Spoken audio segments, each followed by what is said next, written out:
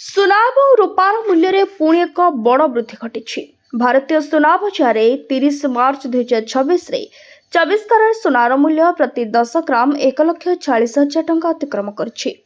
से सबरे रूपा मूल्य रे मध्य एक बड़ परिवर्तन देखा मिली। सुना और रूपा महंगा होछि।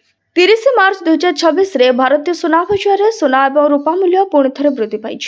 India bullion and jewellers association अनुसार 10 ग्राम 24 कैरेट सुनार मूल्य 1,40,000 टंका अतिक्रम करछि, जहाँ प्रति 1,43,000 टंका थिला।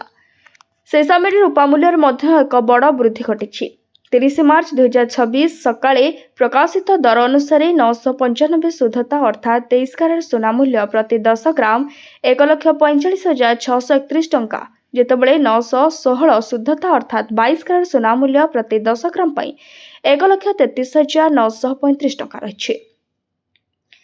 Indian Boolean jewellers association official website रे सोमवार ରୁ शुक्रवार पर्यंत प्रति सकाळ एवं संध्यारे सुना एवं रूपा दरर अपडेट करा जाए।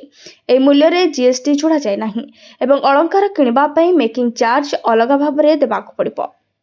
सोमवार देश में सुना मूल्य रे ह्रास घटी।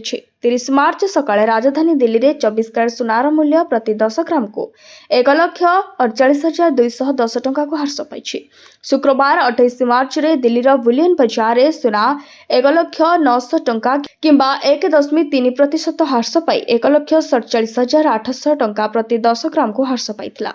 अंतर्जातीय बाजार रे स्पॉट सुनार मूल्य आउंस प्रति 4,416 रही। पश्चिम एशिया चलता युद्ध सते सुना ह्रासर प्रमुख कारण होछि अमेरिकीय बॉन्ड उपरे वृद्धि पाउथिबा लाभ, अमेरिकीय डॉलर शक्तिशालीता और बढ़ुथिबा भू राजनीतिक अनिश्चितता।